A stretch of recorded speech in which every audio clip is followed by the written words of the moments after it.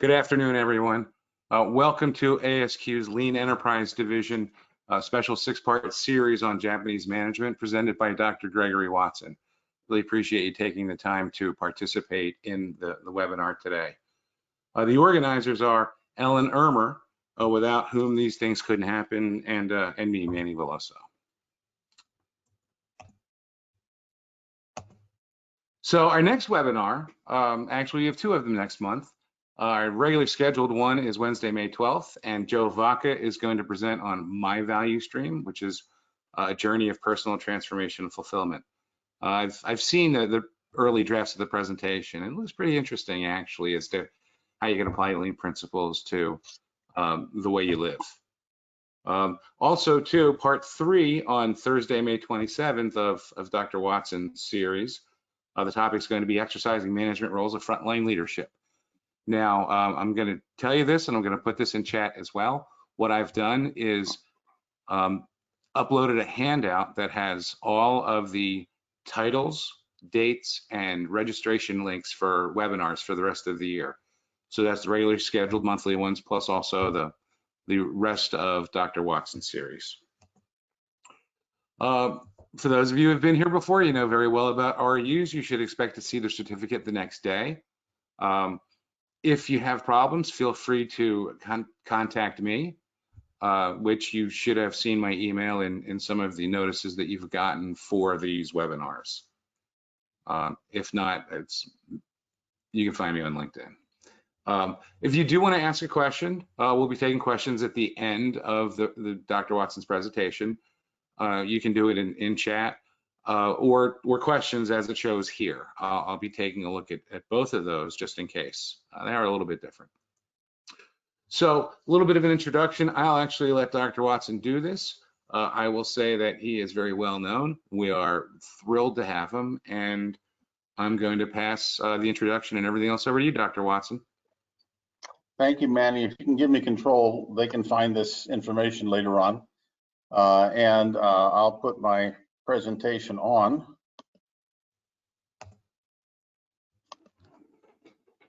So now can you see the screen? Yes, we can see the screen. We're in full mode. Okay. My name is Greg Watson. I've been working in and around ASQ for over 35 years now. I'm an ASQ honorary member and industrial engineer. And that EU engineer there means I'm a professional engineer in Europe in both systems engineering and industrial engineering. My background in Japanese quality management goes back to the 1980s when I was at Hewlett-Packard, and we were implementing Japanese total quality management. We were also implementing QFD, and we were also implementing just-in-time manufacturing and Hoshin Kanri. So we had many of the Japanese systems coming to bear. In 1991, when the first Japanese book on Hoshin Kanri was written by Yoji Akao, they asked me to write the introduction to that. So I've been very tightly coupled with the Japanese. In 2009, I became the first non-Japanese person to receive the Deming Medal from the Union of Japanese Scientists and Engineers. And I'm actually still the only Westerner. So what I'm doing in this series is I felt that it's important to describe operational efficiency from a Japanese perspective. And so the first one I was talking about, the understanding Japanese systems, and it was basically on all of the structure that's in Japanese quality from a position of what I call the 3 Gemba model. Gemba 1 is the workplace, Gemba 2 is the business functions that supervise the workplace, and Gemba 3 is the management functions or the executive functions of the organization. And in there, we introduce the idea of daily management and standardization. So in this webinar, what we're going to do is we're going to talk about turning the SDCA cycle for daily management. And SDCA stands for Standardize, Do, Check, Act. And so what we're going to do is describe how what Taiichi Ohno calls the lowly work standard is the key ingredient in managing at Toyota. We'll talk about the 3S system. They don't use 5S, they use 3S. So we'll talk about that. What is the difference between those? We'll talk about these other ideas of the last two S's, Shiketsu and Shitsuke, along with Kaizen. And we'll talk about how this goes together into Nichijou Kanri, the daily management system, and how that is part of the Kanri of Kanris. So we have 3 learning objectives. One is to learn about this daily management system. We'll talk about how you actually create a standard using what they call the 5 R's: make rule, teach rule, keep rule, check rule, and change rule, and how that relates to SDCA. And then we'll close out by talking a little bit about worker responsibility and process ownership, which is an introduction to what we'll be talking about in our 3rd lecture. So in this process, we're going to be working on discovering the secret methods of Japanese management. Now, Taiichi Ohno is probably the most well-known proponent of lean. In his workplace management, he said, people need to follow the standards. He's also very famous for another quotation from that book where he said, insufficient standardization, rationalization creates waste, muda, inconsistency, mura, and unreasonableness, mori, in work procedures and long hours that eventually leads to production of defective products. So he couples waste and the elimination of waste into standard work and says this is a foundation. And for him, lowly work instructors are the critical ingredient to managing the Toyota production system. So this is how they manage work, the standardization, and also how they manage change to that. So we have this question, what is daily management? So in general, when we talk about it, we're talking about using standard work, standard ways. It becomes a base of how we do things. And we can't judge if there's any improvement if we don't have a basis. So this includes all activities to either maintain or enhance the job to make it both efficient and effective. And it's the jobs of the employees then to do this, to do their jobs professionally, follow the routine practices in their job, and that this daily management system is also encouraging them to make enhancements, improvements, and develop this attitude of continual improvement everywhere by everyone in the whole organization. So this daily management improvement must be purposeful. It must be acted on with a sense of urgency and has to be coordinated so we have good flow across the organization. And daily management also ensures improvements that have been done and that work will not slide backwards so that it gets old, old ways of doing things come back, it's ineffective or inefficient. And this is what they mean by Nichijou Gemba Kanri. And that means the daily work management process of the organization.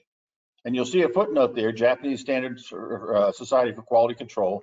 They have a standard for daily management. It's a voluntary standard. It's put out by JSQC, which is a subsidiary of JUSC. If you look it up on the website, you can download it. I think it costs about $30 US to get the English version. But it's open and it's available for people to see and understand what they're actually doing. So when we take a look at this, we see that there's a maze of Japanese terms. And we start seeing that these terms like Gemba, it's there with a kanji. These are romaji. It's what this is called, this Romanized English versions of these words. And all of these terms regularly are embedded in their meanings. And whenever we see the kanji character, it means it's a story. It's telling us something about a deeper meaning that's more than just a word. So Japanese words are actually more like pictures than words. And so they have stories that go along with them. And so what I'll try to do is explain the stories that go with many of these words. And you'll see them come up time and time again in the presentation. And for completeness sake, I will always have the romanji like Gemba, the kanji characters, and then the accepted definitions. When I have these definitions, they are terms that I have gone back to my colleagues in Japan and asked them to say, is this really what you mean? And so we're actually using terms that are going through what they talk about. And when we talk about standard work, Duran made this comment, without a standard, there can be no improvement. And the SDCA cycle came right out of that Japanese standard. So this is what they mean by standard work. So it's a cycle, and this is what we call Gemba 1, the process of performing the routine work. There we have 2 jobs, do the work and improve the work. And so we see do as the step there. That's where the value-adding work is being done. And that should be about 85% or more of the time spent in work. The other 15% is sort of spread around between standardize, check, and act. And so we're going to understand how is this put together?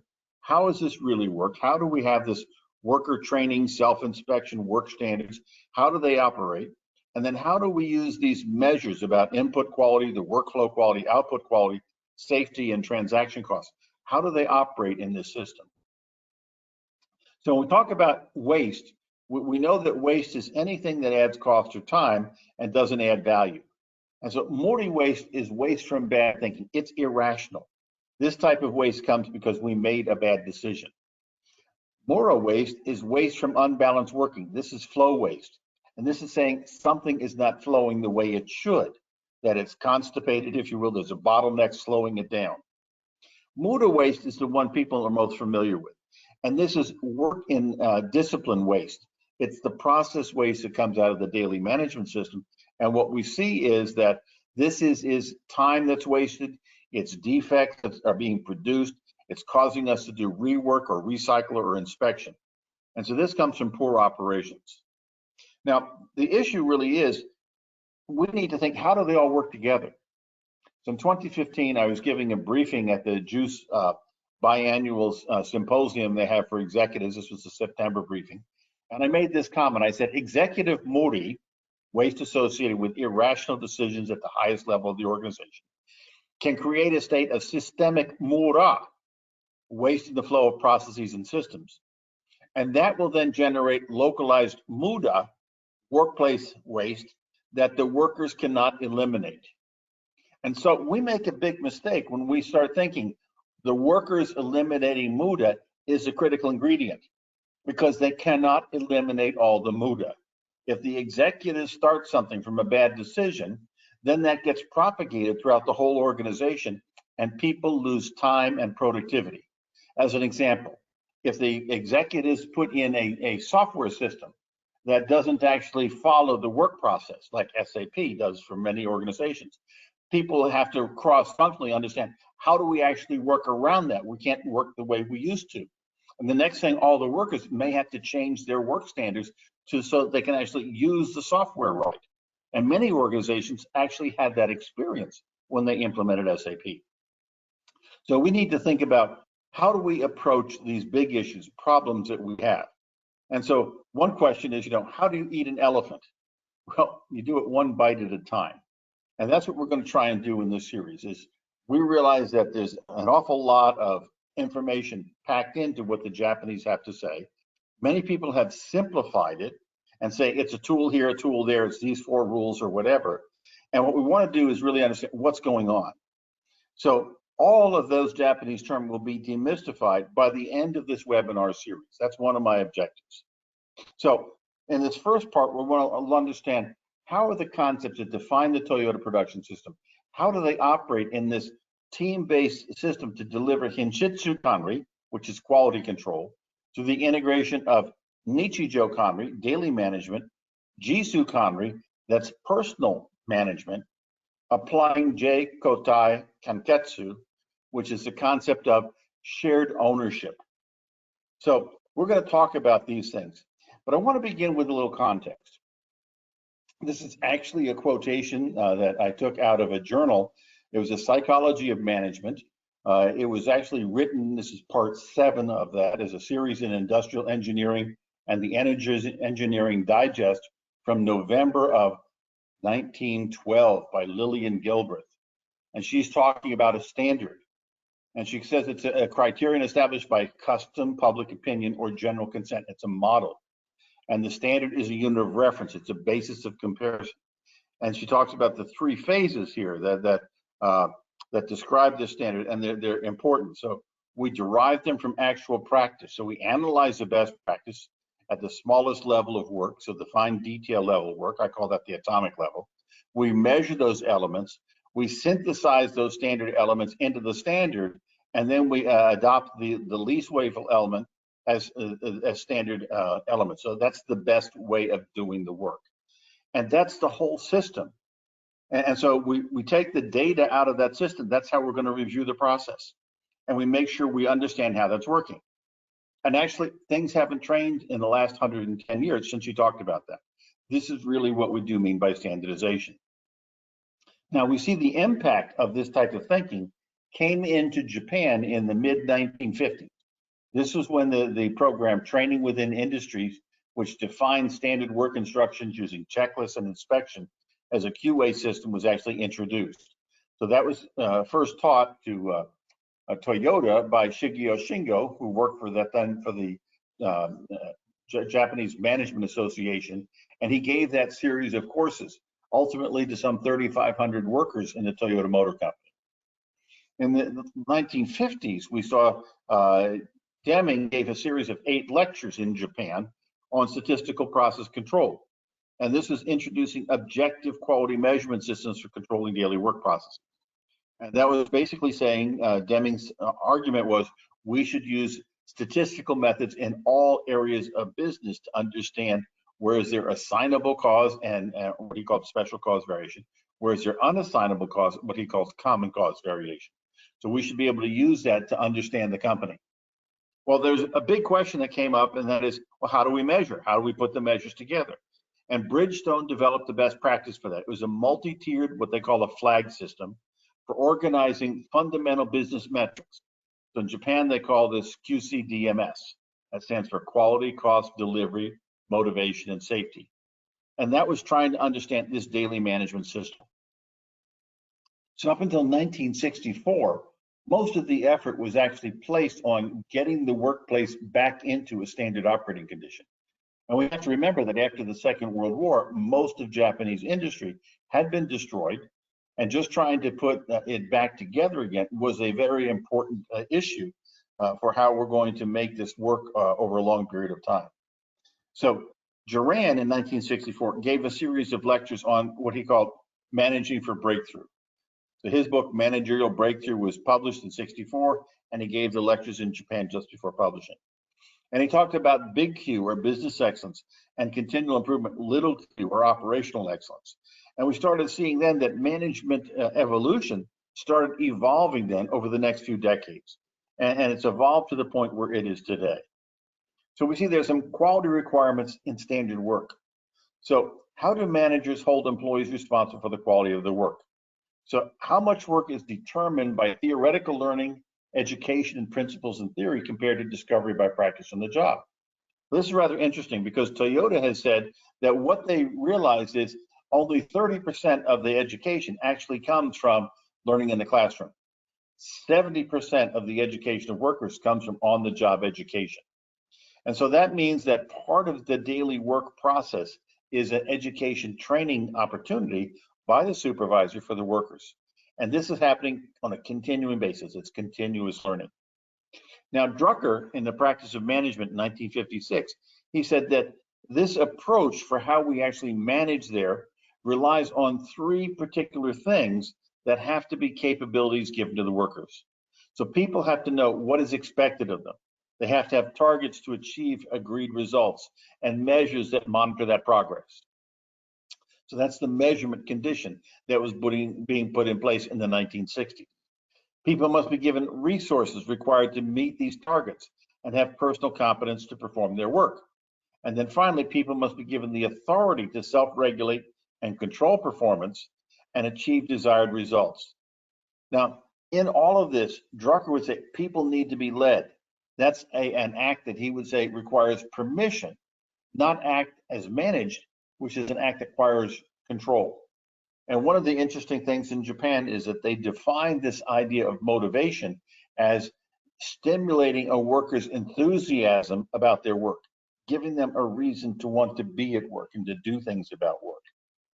Now, Drucker, in his book, The Effective Executive, and Drucker was also as influential to senior management in Japan as Deming and Duran were, more so than Deming and just a little bit more than Duran, I think.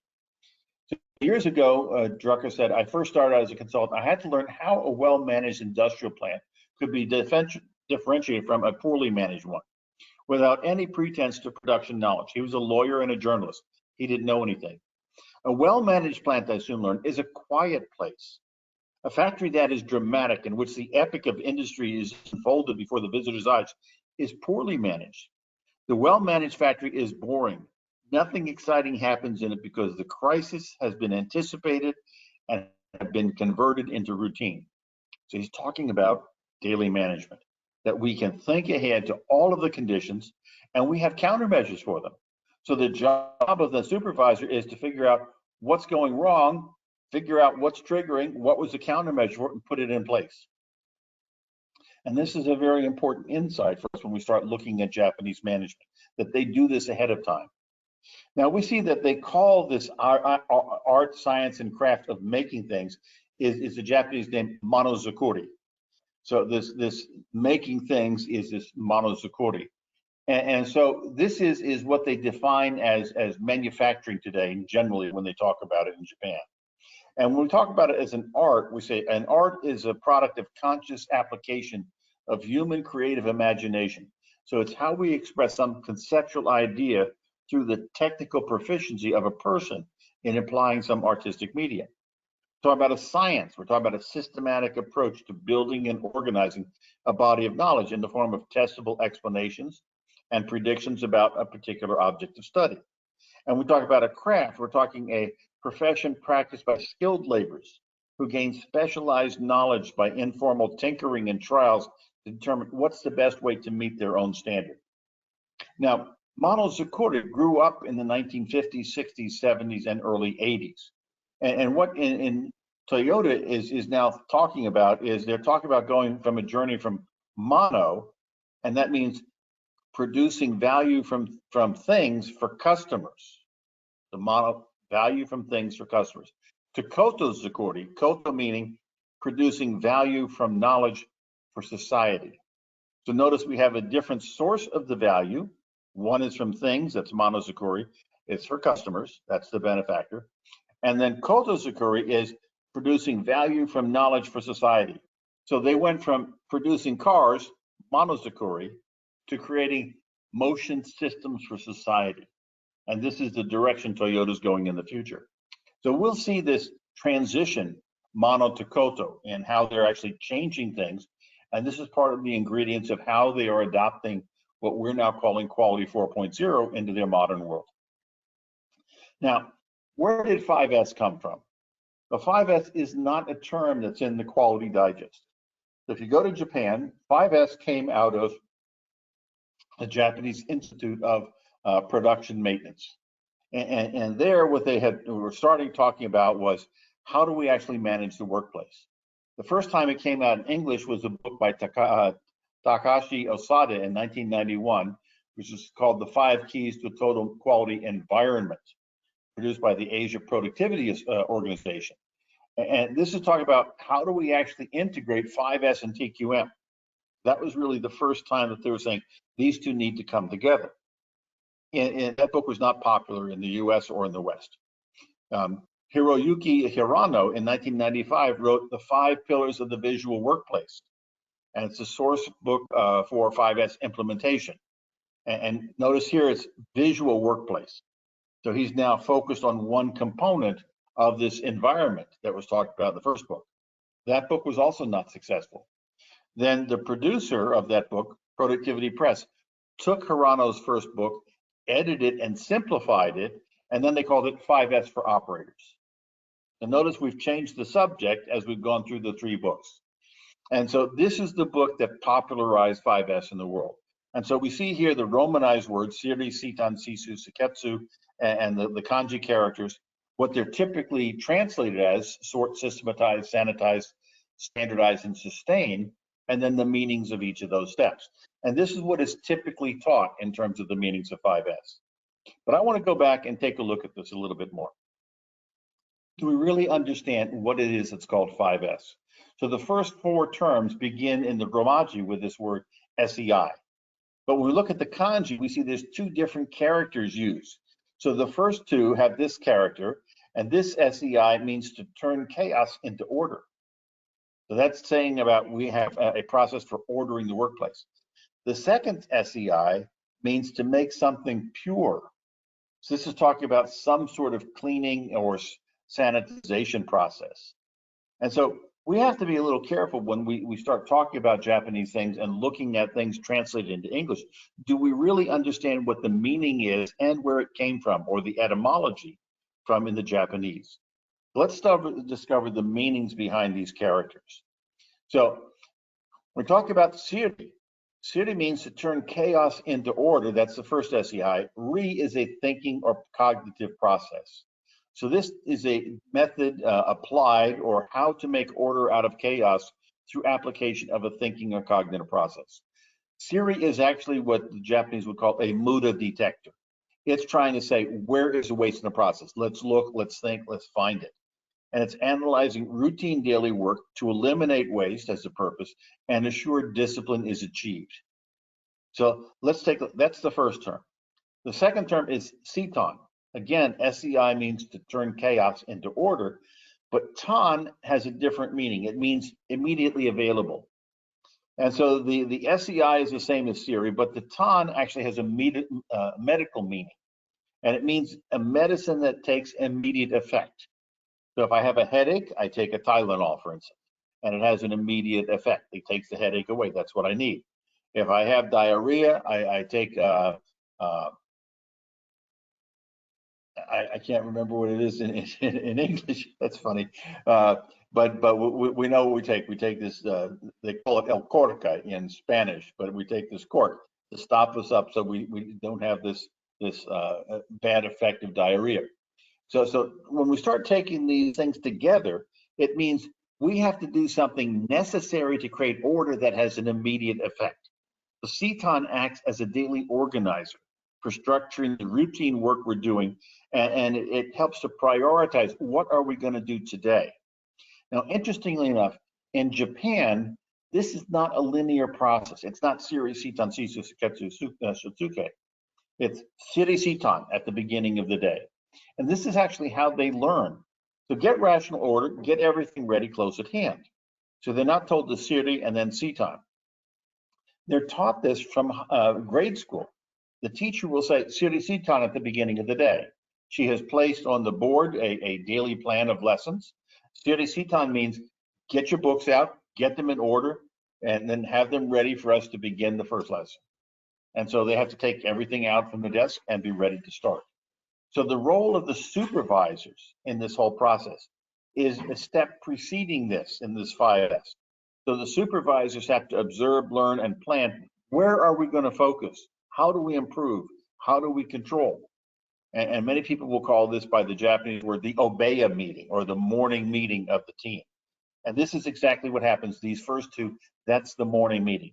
That is value adding work according to Japanese. Why is it value adding? Because we need the structure to be able to understand how do we coordinate what we're going to do. Everybody's on the same page, and now we can follow the standards. Now, CISO is the third term. And again, SEI now doesn't mean chaos, it means purity or spotlessness. So we're talking about a cleaning process. The SO means to sweep, exterminate, or clear. So CISO is translated either as to sweep or sanitize or clean or inspect, but it's actually missing a deeper meaning. So if you think about cleaning a house, so I observed my wife cleaning the house. She doesn't love to do this, but she can't stand the house being dirty. In cleaning a house, I've observed there are typically two levels of cleaning. What I consider cleaning is what she would consider rough cut. It's getting things in order, taking the garbage off out of the trash cans, getting it out of the house, sweeping the floor, getting the cat hair all cleaned up and so forth. And this is a type of cleaning that is in sisu. It's removing the waste and debris that accumulate across the course of a day. In Japan, sisu is not considered value-adding work. It's necessary work, but it doesn't add value. And so the objective is to minimize this or to embed it in the daily work process. So if you have planned 10 minutes a day for every worker, at the end of 1 week, that's 50 minutes. At the end of 50 weeks, you're talking at almost 50 hours or over a week of time you're paying for cleaning up work and not producing product. And this is one of the reasons why they have this process for automation, which is putting the worker involved in doing the work process themselves about maintaining, cleaning, as they do the standard work instead of at the end of the day. Now, this whole persistence of how they're doing things, in Japan, it's 3S, every day, day in, day out. Siri Sitan, begin the day. Sisu at the end of the day. So Siri is a muda detector. CTON acts as the work organizer. CISO assures that the attention to detail is done so we can have this process operating over time. And this is the forcing act of Kaizen. So Kaizen is happening because we have this control system that we put in place on a daily basis. We come to the fourth S, it's Seketsu. So Seketsu, SEI means purity or spotlessness. Ketsu now means sanitary, virtuous, or immaculate. So we've doubled up on the meaning. So this SEI is state of pure. When we combine it with Ketsu, it means something much more deep. It's sanitary, virtuous, immaculate. And when we translate this, we translate it as standardize, but it's not really. Seketsu is a continuous improvement. And what we start seeing is every time you do this daily management, CRD, CTON, C2, you get deeper and deeper in the cleaning aspects. So Seketsu is saying, let's take it to a deeper level. Let's take it to a deeper level. And this is really what happens when we keep increasing this intensity. And we're talking about making a system more mature in terms of TPM, or total productive maintenance.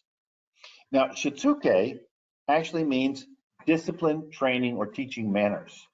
So the final S, it has this concept of discipline, but it is also then usually translated as sustain. And that's kind of missing the mark, because Kaizen is not really limited to one step. Shitsuke is really the same as a Kaizen activity. And so it's a dynamic cycle that integrates the standardized do check act with plan do check act, and it changes the change management process of the organization. So we should really think of Shitsuke as a practice of Kaizen. But as I said, the 5S grew up in the TPM, Kaizen grew up in TQC. So there are two different organizations sponsoring those ideas in Japan, and they weren't exactly getting their vocabularies aligned between the two of them. So we apply this Seketsu and Shitsuke, we see that Seketsu is this persistence of 3S. We do it time and time again. Shitsuke is the Kaizen process in daily management, and we ratchet up the performance. So this is, we hold the gains, if you will. And that's how we get this disciplined work process going. Now, Kano said we have to be beware of the purveyors of what he called this fourth generation sushi. And what we see is that in first generation sushi, we have this Japanese chef preparing work in Japan as a chef, making sushi in a traditional way. Second generation sushi is the chef comes to America and is preparing Japanese sushi. So this is the Japanese word shu, which means to keep or follow the way of the master independently. So he's no longer working with the school in Japan, but he's creating his own school and following the traditional way. Third generation sushi is an American chef in America preparing sushi. And this is what the Japanese call ha. And this is accepting the master's teaching and adapting it to your culture. So how do we take this sushi and make it acceptable to Americans? So maybe we have California sushi, you know, and so forth. And then the fourth generation sushi is prepared by an American chef in Japan, but using beef instead of fish. This actually is happening. And this is called re. This means you're going to break away from the master's thinking and develop a new creative method. So we have to take care, do we actually lose as we go through this process something important? So Deming said, adapt, don't adopt. So learn the meanings. Yes, we can develop through the shuhari concept to a different level of thinking, but we have to understand how we do that. So fine adjustments drive the continual gains in the business. And this fine adjustment says we always have to make changes, but don't recklessly try to force a schedule when we know it's impossible. And if we see that the plan isn't going to work, don't try to keep to that plan, but be flexible how you do this. As Ohno said, wait for the right opportunity. The Toyota production system is not perfect. More work needs to be done on fine adjustments. And this is still the case in the Toyota management system. So the last briefing I got in Japan from the Toyota management team was basically saying that they are working on revitalizing quality through this process of fine adjustments. So this is going to be a challenge that they are looking forward in the future. So when they define TPS, it's got a base underneath it. That's the tip of the iceberg. The base is TQM, total quality management, about defect reduction. Total productive maintenance, about availability and safety. And then below that is the base of this triangle, which is the factory management system. That's about cost reductions and standardizations, getting the automation of the flow. And so we start seeing that those all have to work together to make the Toyota production system work. And we start looking in this more detail, and we see the tip of the iceberg. We see Kaizen, JIT, we see Jidoka, Hijunka, Shiryuka, which is a pull signal. Those are all part of TPS. In TQM, we start seeing Hoshin, Hinshitsu Kanri, so this is the Hoshin planning process. In the base here, we start seeing 5S, 5R, SMED, Gemba Ruku, which is work capability, Andon, which is work control signals. And these 5Rs are these rule processes, which we'll come to in a little bit, to understand how they actually work. So there's a lot more detail in that triangle, and I could spend over an hour just trying to explain how that whole triangle works. But we put this all together in a system, and we see there are various different things. Individuals are controlled by their personal Jisu Kanri process. That's their self-management process. And when we start putting those together, we see this is how they learn self-mastery and control. Teams work on Jisuken. So Jisuken is collaborative work teams. You might call them quality circles, or maybe they're the quality committee or the quality council of the organization. And they also use the principle of Jikote Kanketsu. And this is the idea of ownership of that team for what they're doing. And then we create this idea of Nichijo Kanri. And Nichijo Kanri is working with standards to improve outcomes. This is the daily management system. And from that, the whole team is working on Hinshitsu Kanri, and that's controlling the quality outcomes that are deliverable to the customers. And so this whole work in a Japanese system is what you would call a Kanri of Kanris. They're all being put together in a structure. Now, the SDCA cycle is here, and Taiichi Ohno talked about doing this the one best way. And when he talked about this, he says, you know, creating standards is important to do. Document what you're doing now. If you make it better than now, then that's a Kaizen. One way of motivating Kaizen is to make a poor standard, but don't make it too bad. Without some standard, you can't say we made it better. This is make your first standard. The most important thing is to get it documented, and then let the people keep getting it better. So the supervisors are assuring performance, the outcomes, and training the workers so the workers can do this. Takichi Toyota, who founded the Toyota company, actually all of the corporation group, he said, before you can't do something, try it. So experimentation, this idea of working in the process, has been a part of the Toyota production system all along. So if we summarize this daily management here, we see that daily management has to meet and anticipate the information needs of decision makers so they know what has to be done. It has to combine the disciplines of regulatory compliance, documented work procedures, continual improvement, and skills development of the workers so that it can actually be a successful system. So now I want to turn to the second point. This is turning the SDCA cycle for daily management based on the 5 rules for how we actually create this SDCA cycle. And so we had this description before where we talked about how we develop the standard work, and the value adding component is in the do part of the process. And this is a quote from Kiichiro Toyota, who is the one who founded Toyota Motor Company. And what he said, thieves may be able to follow the design, plan, and produce, but we are modifying and improving every day. They do not have the expertise from the failures that it took to produce the original. We not need concerned about people copying them. We need only continue as always by making our own improvements. So by continually making improvements, people can't catch up.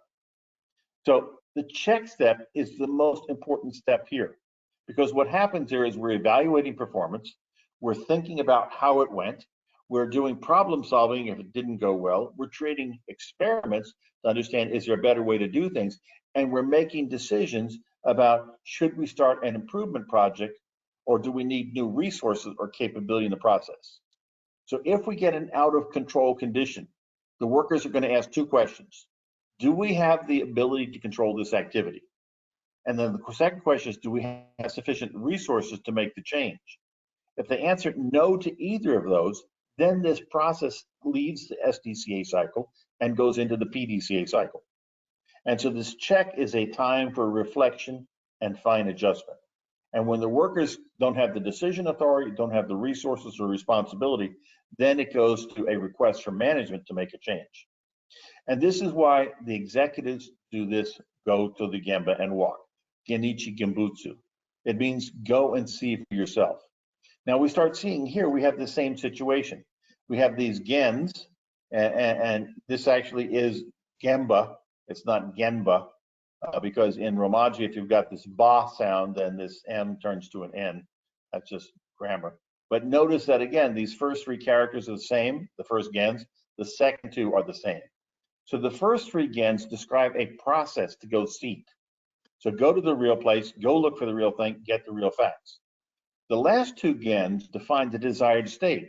What are you looking for? You're looking for the real reason so you can get real control. So the methods for walking this include like the 5 Whys, spaghetti diagrams, the 7 M's in a fishbone diagram, affinity analysis, the 5W2H problem solving description. So this is seeing for yourself. It requires the managers to ask probing questions, apply active listening, and provide reliable responses to reasonable requests. And so as we're seeing this, we see the very first step, we start here is standardize. So this is make rule, teach rule, make it simple. And then the next step is we do this work, and then we check the work. So Sirisitan Sisu, that's my day. That's a routine work. If everything is going well, our day is do check in the daily management system. If we find an out of control condition, then we get to this process where we have to have Seketsu. So if it's in our control, we have the resources in our budget, we have the training, then we have to do the work to change the rule and figure out what do we do to get it back, and then we make a new rule, and that is now rotating the cycle. So this is process quality assurance that's basically happening here in this check rule process. So this is assigning rules, and that's what creates standard work. Now, if we take a look at this, we don't do this every time the cycle is turning. So the first time we turn this SDCA cycle, what we're doing is we're asking a question. So do we actually have control? So if we have control, yes, we go back to do. If we don't, we go to act. And do we have decision rights? If yes, we go to standardize. If no, we have to go to PDCA. So basically, we're going to pivot around this step. As we start taking a look, each time we turn this, we're going to do something different. So the first time we turn standardize, do, check, act, we're just trying to understand the process. This is the very first Gemba walk, the first time we look at it, see where is the waste. The second time, after we've seen the process, we should be moving up in our process maturity levels, and now we can document the process. And the third time we're doing this, we can now start eliminating the waste in that process. And this gets us up to the place where we actually have developed now standardized work. And when we go beyond here, we can actually convert into the PDCA process, because now we're ready to optimize the process and start squeezing the cycle time out by finding all of the things that we need to do. So we've gone on a journey. First we standardize, then we do improvement, that's Kaizen to the limit of process capability. When we have to get beyond that, we have to transform. And that means we have readiness for automation. And that capacity to automate is where we would start beginning this concept of quality 4.0. So we start seeing Gemba 2 is actually reviewing this process for major changes. And when we come out of this check step here, we start seeing that we can't actually control the improvement under the standardized do, check, act. What we start seeing is, okay, the first thing we have to do is we have to get a baseline. What is it that we're going to do? So we do some exploratory data analysis. The planning is what we would call the define step in DMAIC. Then do is measure, analyze, improve, and then the control step is the check step and say, is it ready to go back to the daily management process? And if it is, then we adopt it into the process. That's getting it all ready. We then go through Shitsuke, which is the training and standardization, making the rules, and then we're ready to go back to the do, check cycle as value adding work. So DMAIC is actually built into that PDCA cycle of the Japanese to return through change management projects, the process back to a state of control. And so we can add one more thing to this. So Gemba 1 is the SDCA cycle. Gemba 2 is the PDCA cycle. Gemba 3 is Deming's PDSA cycle. So these are not competitive. They are actually integrating. And what's happening here is that the senior management is observing this whole process, and they are studying to find out, where do we need to make investments for the future? What are the strategic plans we have to do to make cycles of improvement happen for the long term and deliver the value we need over that long period of time? Well, the third part of this lecture is understanding how assigning worker responsibility and ownership assures productive workflow across the whole end-to-end sequence of the work. And this job is to maintain this productivity at the highest level. So we see this daily work management. It is actually happening day in, day out. And when we can't get that improvement done, we switch to PDCA. Those are now Hoshin projects that are coming in. So they will improve the process or systems of process in the daily management system. So we'll use these methods and so forth to do this. So the hard stuff of change management, technology, software, systems, methods, those have to be integrated with the soft stuff. That's the people. How do we get the people engaged? How do we get them to accept the change and create this systematic change process in the management? And again, we have this Suhari. First, we have to be able to do the kata of the process, the standard work. And after we're keeping that, then we say, okay, now I've mastered, I can do it without thinking. I am consciously competent, okay? And I go through this, and now I can start seeing, I can make a better change here. I can do something better. And that's the second, where we're breaking the way. And the third is we're actually being innovative. We're going away in a different way. And so we have to think, how do we actually make this work? So there's three ingredients that we have in this daily management system. So we start seeing effective supervision and training, acceptance of personal responsibility for quality, and that the workers have to manage themselves. And so this worker self-management, this is monitoring the quality of their own work. So Shigo Shingo called this zero QC. And so what we want to be able to do is we expect workers to know their equipment, how it works, and to maintain that equipment, keeping it good work order. That's what happens when we see C-suite ratcheting up to higher levels of engagement. So first you're taking the garbage away from work after it's done. Next you're cleaning your equipment. And then after that you're saying, hey, there needs some maintenance and I can do it. So a self-regulated management system operates through trust. So workers can make decisions about all aspects of the daily work where they can actually exercise control. And so we start to see that supervisory function is very different in Japan. So the workers, they want to develop performance pride and joy in work, and stimulating the desire to work is what the supervisors are supposed to do. That creates harmony in work. So the job of the supervisor is train the workers in skills required to do their work and make sure that they're following it. So the supervisor must assign responsibility to the worker and provide them with the resources so they can do their job properly. So Japanese supervisors actually are very different from the Western counterpart. So the Western counterpart is more issuing command and control rather than this facilitative role of the supervisor and training. And we start seeing that the worker training systems, they take state-sponsored skills examination in the core competencies of doing their job. So there's an independent validation of their capacity to perform the work. And the workers are monitored by the supervisor and someone they call a water beetle. And this is the assistant who checks all the work and audits them. And then the supervisor will lead them when they have ideas to change and actually lead their experiments.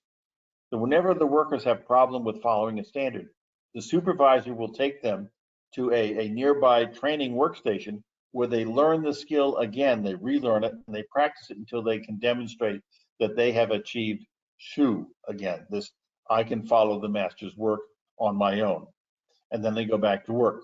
As I said, 70% of the effectiveness of the workers comes from this type of training. It's a reinforcement process, hands-on guided learning at the work process. And we see that this ownership of work creates worker pride. So they're not doing a job, they're producing value. And this is how they define it. So monozukuri is producing value from things for customers. This is done and moved to kotozukuri through a process called hitozukuri.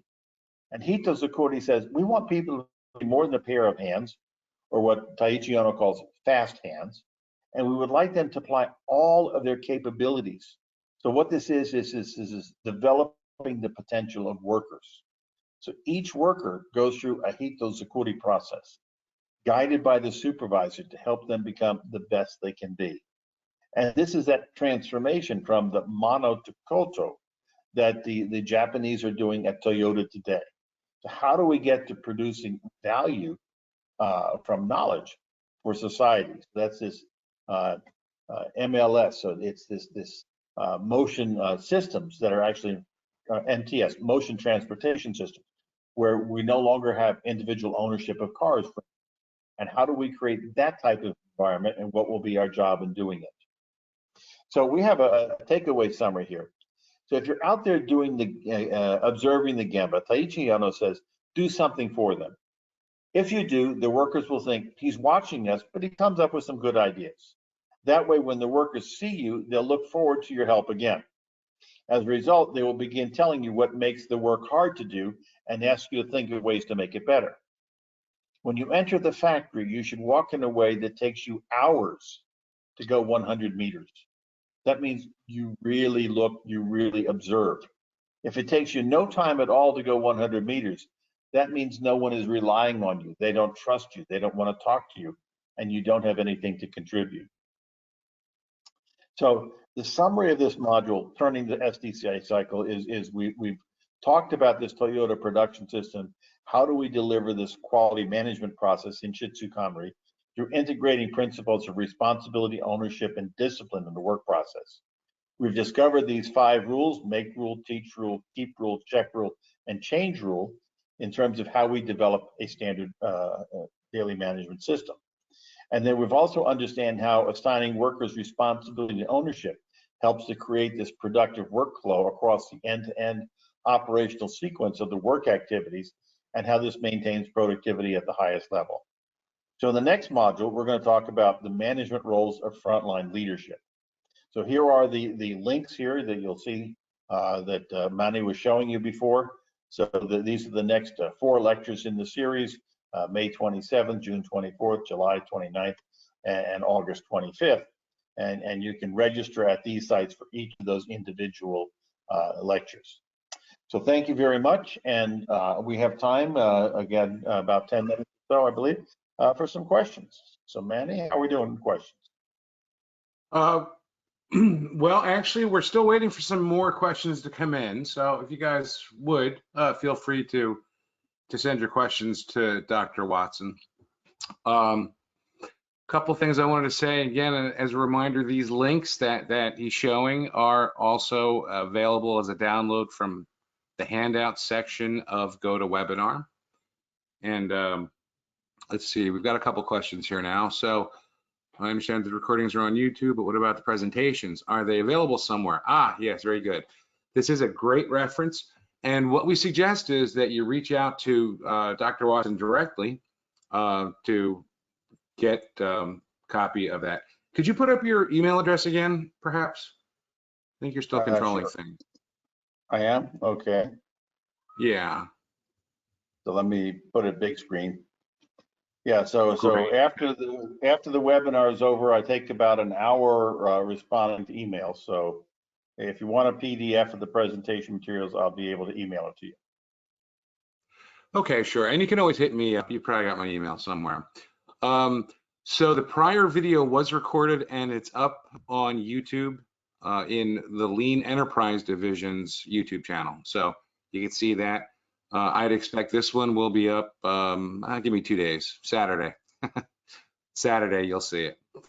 So let's see, what else? Can you please compare and contrast SDCA and PDCA? This person also further goes on to say, I'm super impressed with Dr. Watson and his knowledge. So SDCA versus PDCA. Okay, so Japan came up with PDCA first, 1959. 40 years later, or 32 years later, they came up with SDCA in the early 1990s. And the whole idea of PDCA, originally, it was called the control cycle. So, and in that, they embedded all of the standard work. But as time grew on and they started having the Hoshin Kanri process, which was developed in the 1980s in Japan, or actually starting in around, well, the first development was 1964, and then it grew up into the 70s. But the early 1980s, it was a mature system. And in 1988, they actually did a standard for Hoshin Kanri. At that point in time, they realized that this PDCA actually needs to be refined better. Now, the Japanese themselves actually don't know who originated the SDCA cycle. The PDCA cycle came out of the QC Research Committee of the Japanese Union of Scientists and Engineers. The chair of that was Shigeru Mizuno. That was created in 1959. So SDCA is actually the representation of what do we actually have to do in daily management, because the Japanese realize there's really two different cycles of improvement happening. So it's this short-term cycle, this daily management cycle. We turn every day. And so we do check, do check, do check, as long as there's no need for improvement. But when we check and we find out there's a need for improvement, then we have to make the improvement. And if it changes the standard, we have to re-standardize. So that came out this SDCA cycle. And that was actually first introduced, or the concept was introduced in terms of Hoshin in 1991 by Dr. Yoji Akao. Japan's first daily management standard was in 2001, and also their first standard on Hoshin Kanri, both from JSQC. And what they did there was they said, okay, daily management is SDCA, and then this other is PDCA, but they actually had their model differently. So I structured my model here with SDCA as the first wheel, and then the right-hand side was PDCA. Their original standard had them backwards. They were still learning and testing. But when they came out with a new standard in 2013, the one I just referenced, then they made SDCA first, because they realized that we first build the standards and then we do the improvement. And so that structure is actually part of how they do this in Japan. So the PDSA, when they talk about it now, it's basically the job of the team leader who's leading team improvements, whereas the SDCA job is the workers who are in the trenches doing the value-added work day in, day out. So I hope that distinguishes. Okay, so it's not so much a question, maybe more as a comment, but someone made the comment that you know this stuff so well and such a depth of knowledge, like how do you do it? And I agree, it seems like you could have spent careers, picking up the things you seem to know. I lived in Japan in 1974 for 2 years when I was in the Navy. And then I started working with the Japanese at Hewlett Packard in 1983. And in 1984, HP decided they were going to become a Japanese quality system, or use that quality system to run the company. And because of my background, I was one of 7 people chosen to study. And we made 27 one-week trips to study companies, one company at a time, for a week each. And then we brought back and started formulating the basic total quality control, just-in-time, cycle time reduction, SMED, all the tools that you know and love dearly, we put into HP.